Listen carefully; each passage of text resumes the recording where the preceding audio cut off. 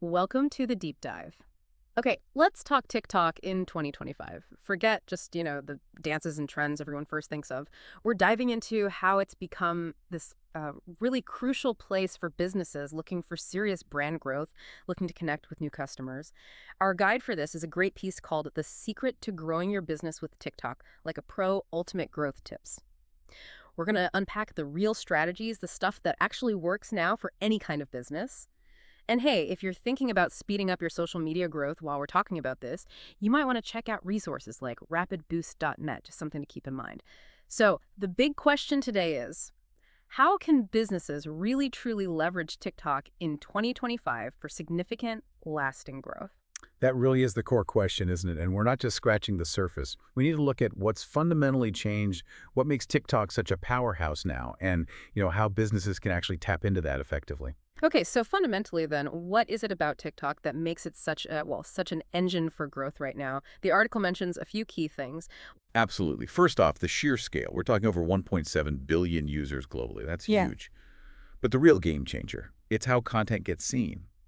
The For You page, the FYP, it's driven by an algorithm that cares more about user interest than who you already follow. Think about that. A totally new business, right? Right.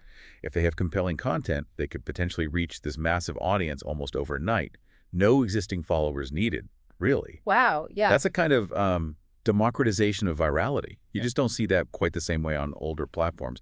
It properly levels the playing field, makes explosive growth actually possible for small businesses, not just the big players. So it shifts the focus from like your network size to the actual value or interest of your content. Exactly. It's about what you offer, not just who you know. That really does flip the old marketing model. And it seems like this lines up with how people are consuming information now, especially about brands. Precisely. Short-form video is just dominant, especially for discovering brands. The article says over 73% of consumers prefer short videos for that. That's a huge majority.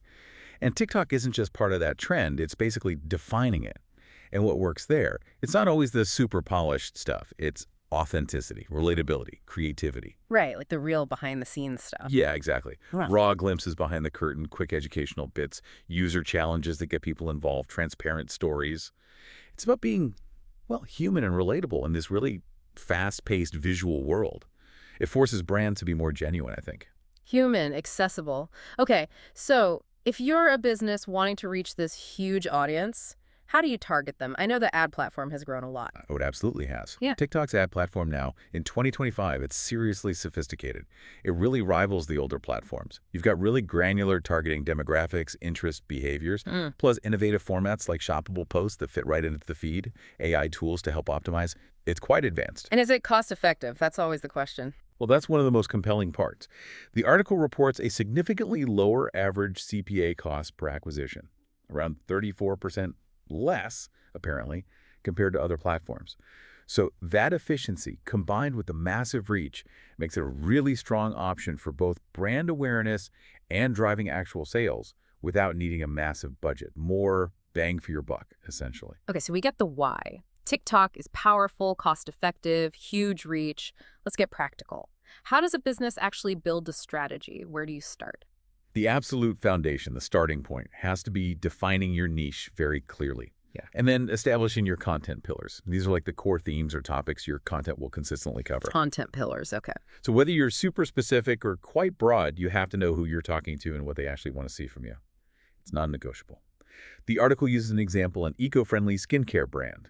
Their pillars might be, say, behind the scenes of their sustainable sourcing, short educational clips on ingredients, maybe fun challenges around natural beauty routines, and customer stories. Got it. So it gives you focus. Exactly. It provides focus and ensures you're consistently attracting the right people. It's your content roadmap, really. Helps build a cohesive brand story over time. Okay, pillars make sense. Now, TikTok and trends, they go hand in hand. How does a business use trends without looking like they're just, desperately chasing clicks or selling out? That's the tricky part, right? It's definitely an art. You need to be aware of trending audio effects, challenges, absolutely. But the key is adaptation, not just imitation. The article rightly says, brands that successfully weave trends into their own brand voice see a real boost.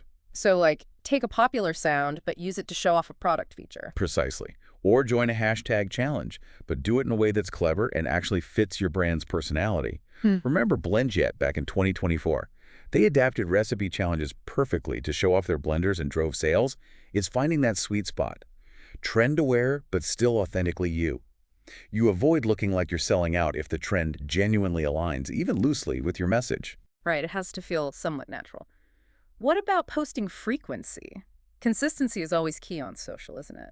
Definitely. TikTok's algorithm rewards consistency. The article suggests aiming for maybe 4 to 7 posts a week. That helps build momentum, keeps you top of mind.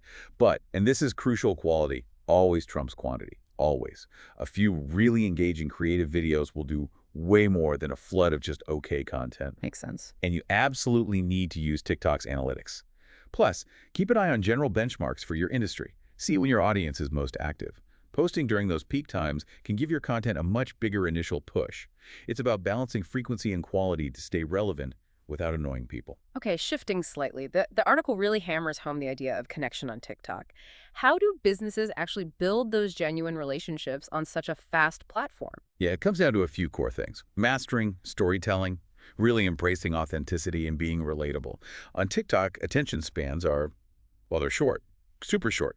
So this idea of micro-storytelling is vital. The article stresses grabbing attention in the first 2 seconds, like a surprising statement, a question, a really striking visual. Hook 'em fast. Exactly. Hook them fast, then deliver your main point clearly and quickly.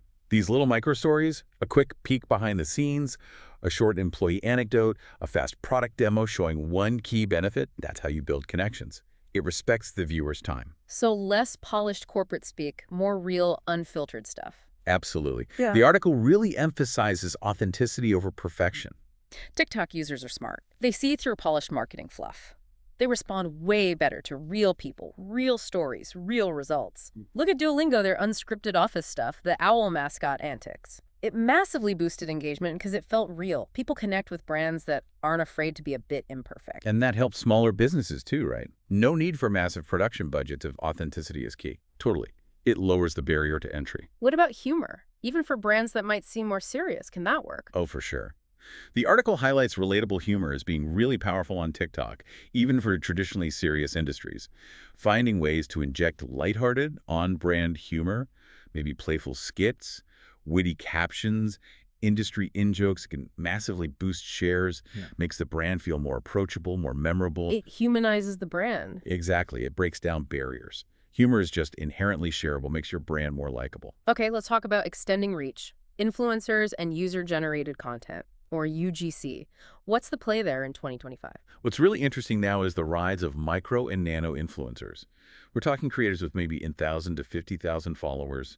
The article points out they often have super engaged, trusting communities in very specific niches. So potentially more impact than a huge celebrity sometimes. Often, yes, because the audience trusts them more, sees them as more relatable. TikTok's Creator Marketplace is a great tool here. Helps you find partners based on audience demographics, engagement rates, past work. The article even mentions a potential 4x increase in video completion rates with the right micro creator. That's significant. So it's about the quality of that niche influence, not just raw follower numbers. What kind of collaborations work best? Is it just about sending them product? Ideally, no. The best results come from genuine creative collaboration, not just basic product placement. The article suggests co-creating concepts where the product fits naturally into the influencer's usual style and narrative. Think about the Glow recipe example. They did nighttime self-care routines with micro-influencers. It felt authentic, generated loads of genuine user buzz. So it feels less like an ad. Exactly. More like a natural recommendation. You get that by giving the creator some freedom to put their own spin on it. And how do you get your own audience creating content for you, that UGC goldmine? UGC is incredibly powerful. The article recommends things like branded hashtag challenges and contests, offer real incentives, prizes, shoutouts on your main account, diff counts. That motivates people to participate and create content featuring your brand. And consider this, the article says 85% of TikTokers have made purchase decisions based on UGC. 85%, wow. Yeah, it's huge. It's social proof, plain and simple. Much more trustworthy to potential customers than brand messaging alone. Okay, let's get technical for a second. The algorithm, the engine behind everything. What do businesses need to know about optimizing for it now? The core principle hasn't changed much. Engagement signals are king. Watch time, comments, shares, saves, replays. The algorithm heavily weighs these things, often more than follower count. So you need to actively engage back. reply to comments, encourage sharing. And external shares too, like sending a video to a friend. Yes. The article highlights that external shares, sending via DM, sharing to other platforms, are becoming an even stronger signal in 2025 that your content is truly valuable.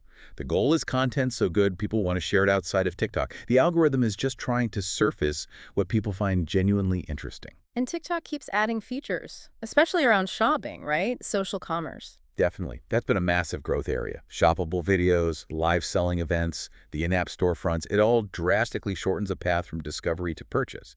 You can see something, like it, and buy it, all without leaving the app. So businesses selling products should be experimenting with TikTok Shop. Absolutely. If you sell products, you should be exploring TikTok Shop, using product tags, maybe even hosting live Q&As where people can buy right there. The article mentions a reported 28% increase in conversion rates for brands using TikTok Shop.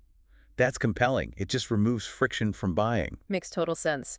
Now, something that might surprise people, the article talks about SEO for TikTok, search optimization on TikTok. Yeah, it sounds a bit counterintuitive at first, maybe, but TikTok content is increasingly discoverable via search, both in the app's own search bar and even external search engines like Google.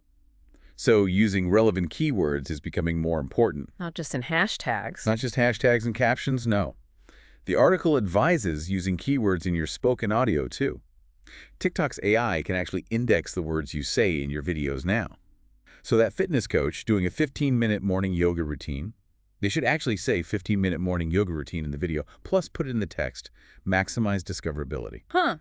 So you need to think about the words people are actually searching for. Exactly. Think beyond just the visuals. Okay, so you're doing all this, creating content, engaging, maybe running ads, thinking about SEO. How do you know if it's actually working? What metrics matter most? Forget just chasing followers. That's a vanity metric. The article rightly pushes focusing on actionable analytics. Things like average watch time, are people sticking around? Share rate, save rate, are they finding it valuable enough to keep or pass on? Click-throughs to your profile or website. And ultimately, conversion events. Website visits, leads, actual sales. TikTok's analytics dashboard is getting better at tracking this whole funnel, showing how people move from seeing a video to becoming a customer.